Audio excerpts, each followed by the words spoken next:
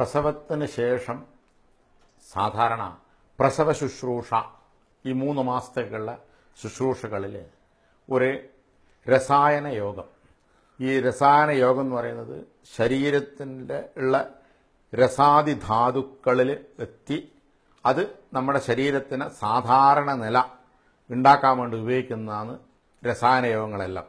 അതിൽ ഈ കദളി പഴം എന്ന് പറയുന്നത് ഇതിൻ്റെ സാമാന്യമായിട്ടുള്ള പേരാണ്. കദളി, തേങ്കദളി, ചെങ്കദളി എന്ന പലതരത്തിലുള്ള കദളികളുണ്ട്. നമ്മുടെ നാട്, അതായത് കേരളത്തിൻ്റെ തനതായിട്ടുള്ള കദളിയാണ് നേന്ത്രപ്പഴം എന്ന് പറയുന്നത്.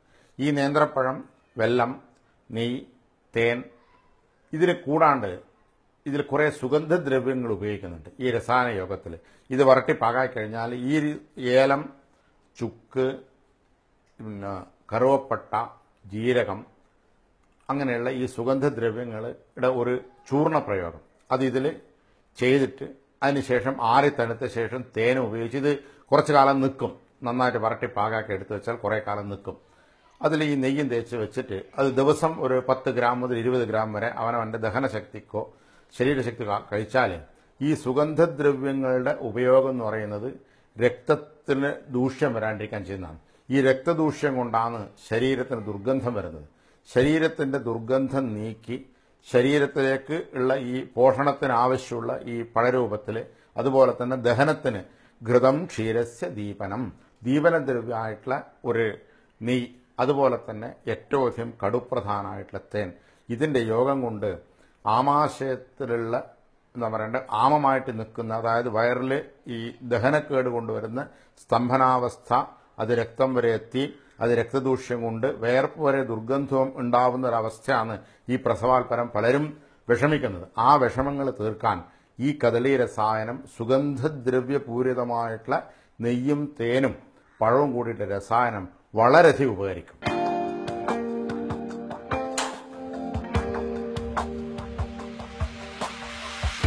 ഇതിലാദ്യം ചെയ്യേണ്ടത് ഈ പഴം ഇതിന് പാകമായിട്ട് മുറിച്ച് വേവിക്കണം.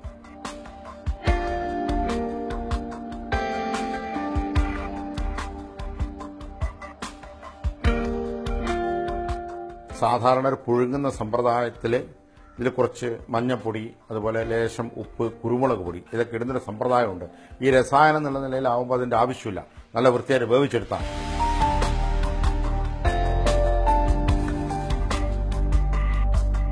പഴം ഇവിടെ വേവുമ്പോഴേക്ക് ശർക്കര ഉരുക്കാം.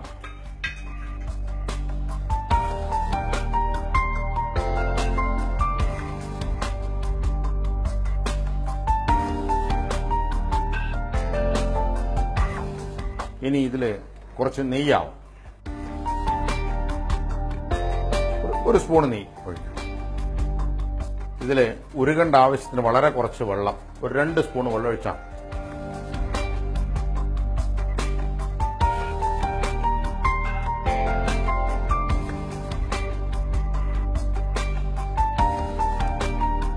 വെള്ളം ഉരുകേണ്ട പാകമായാൽ അത് ഇളക്കി പാകാക്കിയതിന് ശേഷം ഇത് ഉരുകി പാകായി പഴം വേവുന്ന നേരത്തിനിടയിൽ ഈ സുഗന്ധദ്രവ്യങ്ങളും അതുപോലെ കൽക്കണ്ടവും പൊടിച്ച് ഇതിൽ ചേർക്കേണ്ട സൗകര്യം. ഏലം, ഗ്രാമ്പൂ, ചുക്ക്, കൽക്കണ്ടം, അതുപോലെ തന്നെ കറുവപ്പട്ട, ജീരകം, ഇത്രയധികം സുഗന്ധദ്രവ്യങ്ങൾ, അതായത് ഒരു 5 തരത്തിലുള്ള സുഗന്ധദ്രവ്യങ്ങൾ ഇതിലുണ്ട്.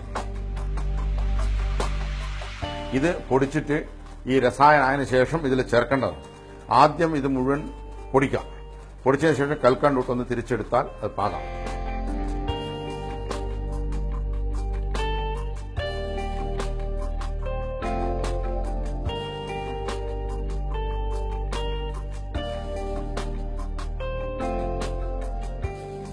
പഴം പാകാതെ നോക്കാം.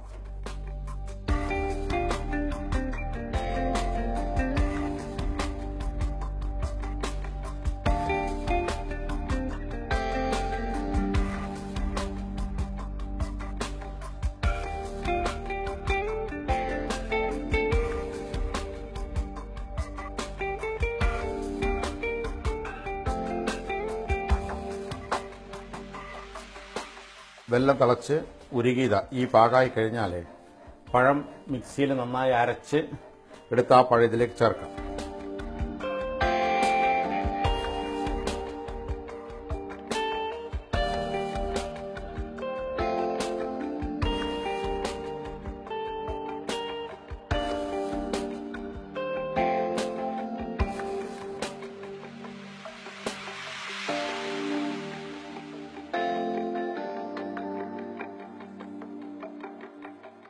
ഇതിൽ കുറച്ച് നെയ്യ് ചേർക്കണം.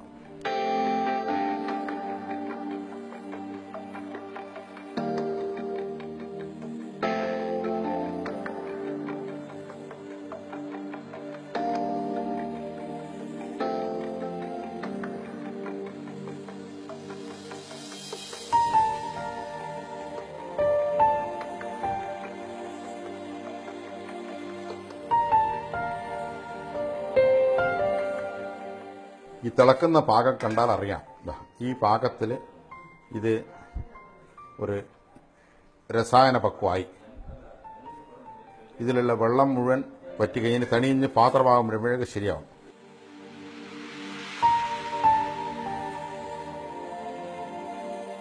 മുമ്പിലത്തെ ധാര ഈ ധാരയുള്ള വ്യത്യാസം മനസ്സിലാവും. ഇപ്പോഴിത് മുറിഞ്ഞു മുറിഞ്ഞു മുറിഞ്ഞു വീഴുന്നുണ്ട്. മുമ്പ് നേരെ വീഴുന്നുണ്ടായിരുന്നത്. ഇപ്പോഴിതിന്റെ വീഴ്ചയുള്ള വ്യത്യാസം കണ്ടാൽ അറിയാം.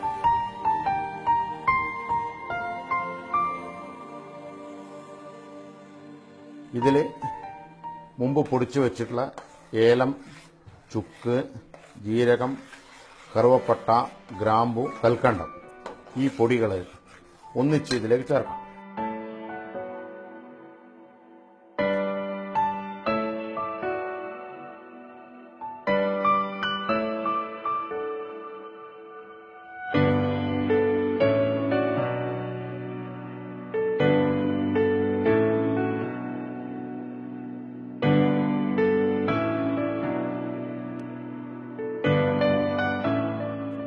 ഈ സമയത്തും ഇതിൽ കുറച്ച് നെയ്യ് ചേർക്കും.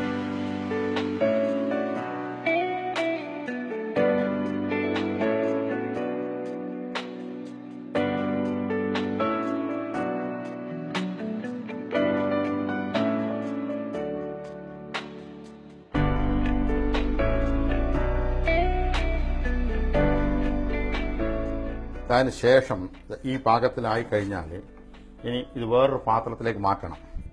ആ പാത്രത്തിൽ കുറച്ച് നെയ്യ് അതിലും തൂവാം.